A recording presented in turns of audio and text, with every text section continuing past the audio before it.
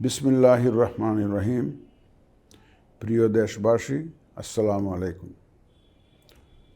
মহান সৃষ্টিকর্তার কাছে শুকরিয়া, তিনি বহু প্রতীক্ষিত ত্রয়োদশ জাতীয় সংসদ নির্বাচন এবং জুলাই জাতীয় সনদ সংবিধান সংস্কার বাস্তবায়ন আদেশ 2025 এর উপর অনুষ্ঠিতব্য গণভোটের তফসিল নিয়ে আপনাদের সামনে হাজির হওয়ার সুযোগ দিয়েছেন। বক্তব্যের শুরুতে মহান বিজয় দিবসের প্রাক্কালে দেশবাসীকে জানাই অগ্রিম শুভেচ্ছা। মহান মুক্তিযুদ্ধে শহীদদের প্রতি জানাচ্ছি বিনম্র শ্রদ্ধা এবং তাদের আত্মার মাগফিরাত কামনা করছি।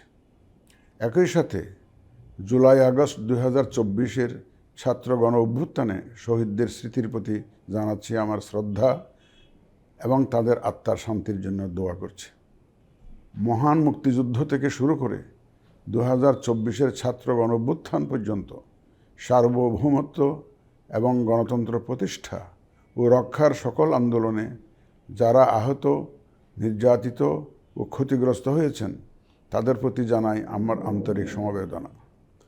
আহতদের দ্রুত আরোগ্য এবং স্বাভাবিক জীবনের জন্য প্রার্থনা করছি।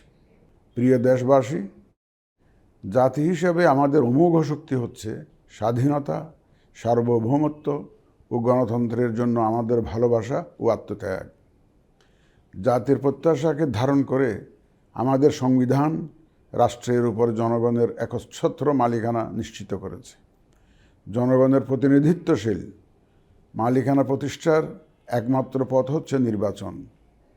দুঃখজনক হলেও সত্য যে মানসম্মত নির্বাচনের অনুপস্থিতি প্রায়শই আমাদের ঐতিহ্য এবং সামষ্টিক প্রত্যাশাকে ম্লান করেছে। এমনই এক প্রেক্ষাপটে 2024-এর গণ অভ্যুত্থান সংঘটিত হয়েছে।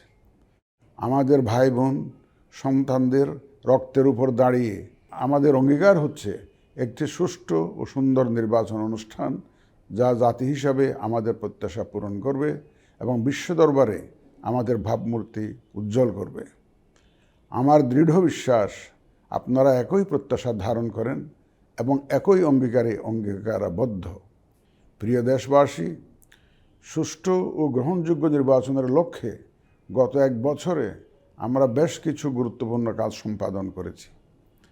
একটি স্বচ্ছ নির্বাচনের পূর্বশর্ত হচ্ছে একটি নির্ভুল, পূর্ণাঙ্গ ও স্বচ্ছ ভোটার তালিকা। আমরা শুরুতেই এই কাজে হাত দিই। গত এক বছরে নতুন ভোটার অন্তর্ভুক্তির পাশাপাশি ভোট বিমুখ এবং বাদ পড়া প্রায় 45 লক্ষ ভোটারকে তালিকায় অন্তর্ভুক্ত করা হয়েছে এবং 21 লক্ষাধিক মৃত ভোটারকে তালিকা থেকে বাদ দেওয়া হয়েছে। নারী ভোটারদের যথাযথ অন্তর্ভুক্তির অভাবে পুরুষের সাথে নারী ভোটারের ব্যবধান বেড়ে প্রায় 29 লক্ষে গিয়ে দাঁড়ায়। বাদ পড়া নারী ভোটারদের মাঝে সচেতনতা সৃষ্টির মাধ্যমে সেই ব্যবধান উল্লেখযোগ্যভাবে কমিয়ে আনা হয়েছে। আইন সংশোধন করে ভোটার হওয়ার যোগ্যতার তারিখ প্রতি বছর 1 জানুয়ারির পরিবর্তে কমিশন কর্তৃক নির্ধারিত দিনে নির্ধারণ করা হয়েছে।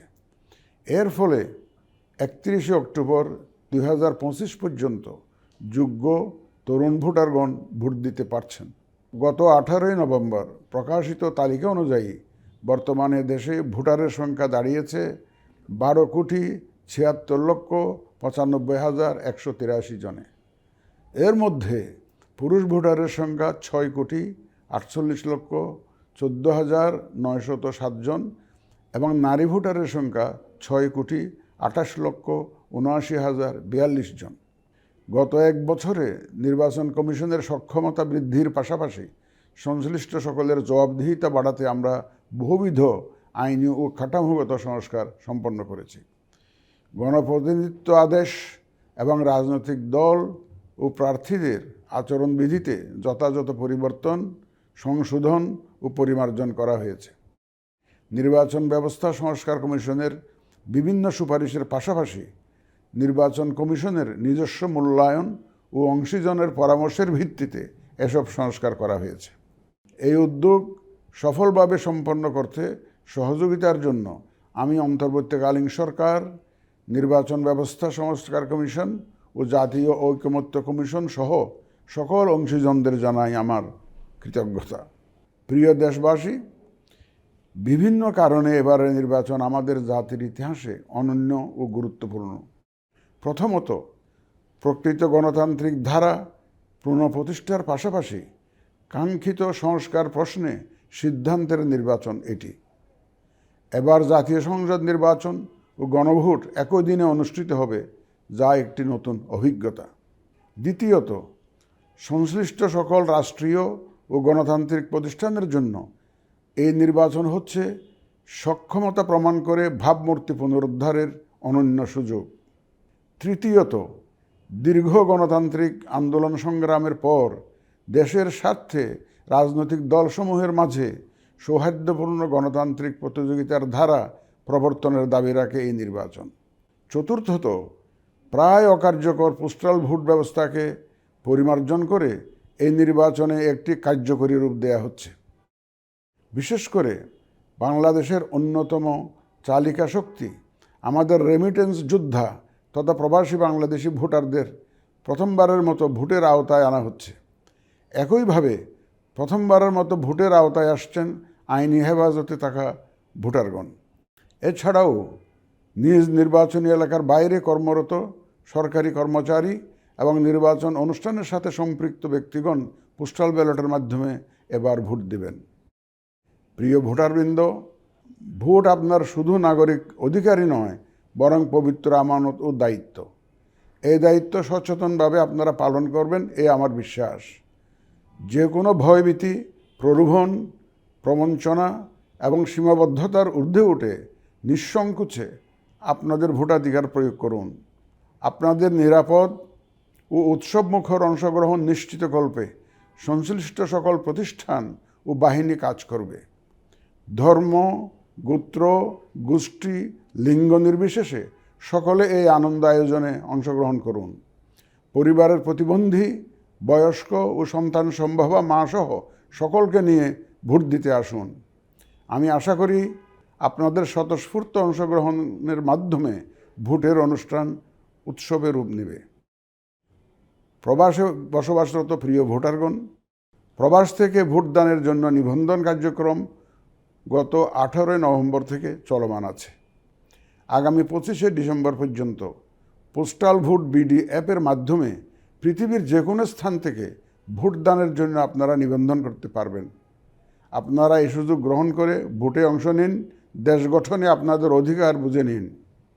প্রবাসী ভোটারগণ ছাড়াও দেশের ভিতরের 3 ধরনের ভোটার পোস্টাল ব্যালটে ভোট দিতে পারবেন, যা ইতিমধ্যে উল্লেখ করেছি। প্রবাসী ভোটারগণের পাশাপাশি এই 3 ধরনের ভোটারগণ আগামীকাল থেকে শুরু করে আগামী 25শে ডিসেম্বর 2025 পর্যন্ত পোস্টাল ভোট বিডি অ্যাপের মাধ্যমে এবং নির্ধারিত পদ্ধতিতে পোস্টাল ভোটের জন্য নিবন্ধন করতে পারবেন।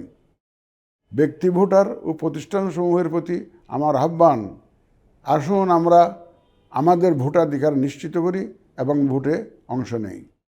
প্রিয় দেশবাসী, বর্তমান সময়ে সামাজিক যোগাযোগ মাধ্যমে বিভিন্ন বিভ্রান্তিমূলক তথ্য ছড়ানো হয়ে থাকে।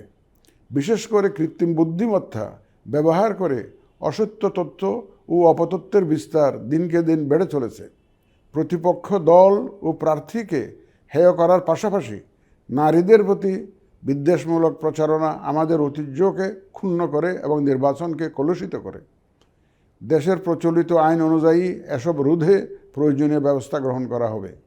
আপনাদের প্রতি আমার বিশেষ অনুরোধ, অসত্য এবং অসৎ উদ্দেশ্যে প্রচারিত কোনো তথ্যে কান দিবেন না, গ্রহণ করবেন না।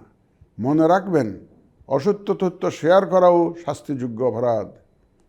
আমি এবার নির্বাচনে অংশগ্রহণে ইচ্ছুক প্রার্থী এবং দলসমূহের প্রতি 2-1টি কথা বলতে চাই।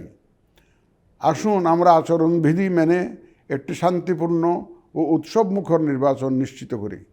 শান্তিপূর্ণ সহাবস্থান এবং পারস্পরিক শ্রদ্ধা নিশ্চিত করে ভোটারদের বিশ্বাস ও আস্থা অর্জনই হোক আপনাদের লক্ষ্য।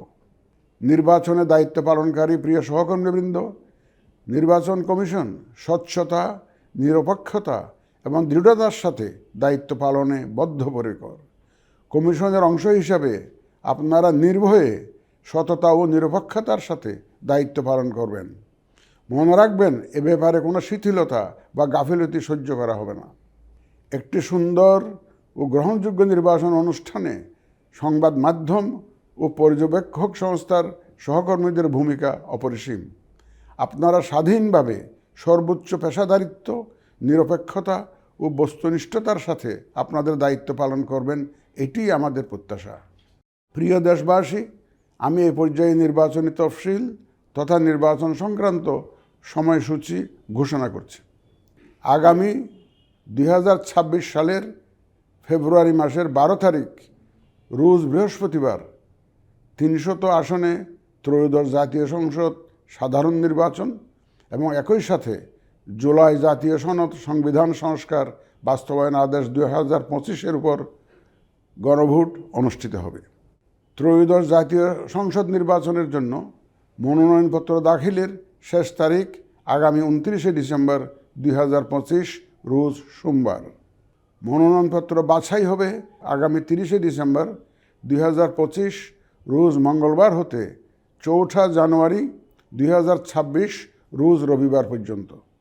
রিটার্নিং অফিসারের আদেশের বিরুদ্ধে কমিশনে আপিল দায়েরের শেষ তারিখ 11 জানুয়ারি 2026 রোজ রবিবার। কমিশনে দায়েরকৃত আপিল নিষ্পত্তির তারিখ 12 জানুয়ারি 2026 রোজ সোমবার থেকে 18 জানুয়ারি 2026 রোজ রবিবার পর্যন্ত। প্রার্থিতা প্রত্যাহারের শেষ তারিখ 20 জানুয়ারি 2026 রোজ মঙ্গলবার। রিটার্নিং অফিসার কর্তৃক চূড়ান্ত প্রার্থী তালিকা প্রকাশ ও প্রতীক বরাদ্দ 21 জানুয়ারি 2026 তারিখ রোজ বুধবার। নির্বাচনী প্রচারণা চলবে 22 জানুয়ারি 2026 রোজ বৃহস্পতিবার হতে ভোট গ্রহণ শুরুর 48 ঘন্টা আগ পর্যন্ত তথা আগামী 10 ফেব্রুয়ারি 2026 রোজ মঙ্গলবার সকাল 7:30 পর্যন্ত। ভোট গ্রহণ হবে 2026 সালের ফেব্রুয়ারি মাসের 12 তারিখ রোজ বৃহস্পতিবার। নির্বাচন প্রক্রিয়ায় সকল রাজনৈতিক দল ও প্রতিদ্বন্দ্বী প্রার্থী সহ ভোটারদের আন্তরিক অংশগ্রহণ ও সক্রিয় সহযোগিতা কামনা করছি। সকলের প্রতি আমার আহ্বান, আসন্ন ত্রয়োদশ জাতীয় সংসদ নির্বাচন ও গণভোট সফল করে আমাদের গণতান্ত্রিক অগ্রযাত্রায় ঐতিহাসিক ভূমিকা রাখুন। মহান আল্লাহ আমাদের সহায় হন।